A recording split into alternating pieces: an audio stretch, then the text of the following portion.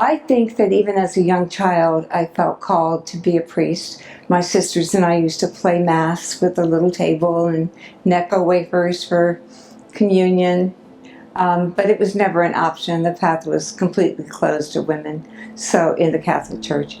So I never attempted to follow that, and became a Sunday school teacher and other things. I'm a journalist by trade, so I was always telling stories, and then I discovered a better story to tell.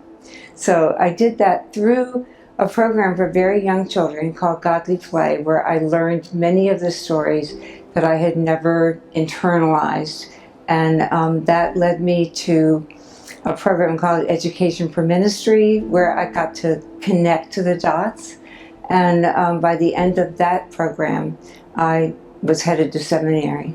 Part of me thinks, why only 50 years? You know, women's gifts have been around all that time, but only in a very limited, only been allowed to exercise in a very limited way.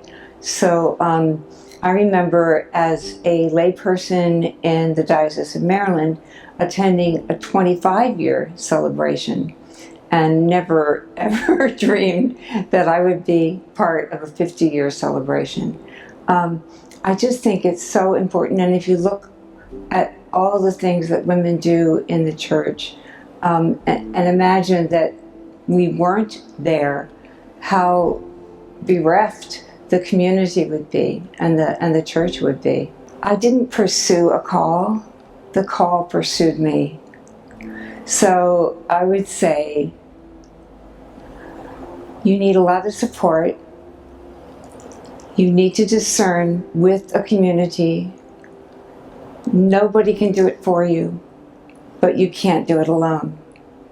So pursue is a funny word, but I think to claim the call that has been placed upon you is a powerful and sacred thing.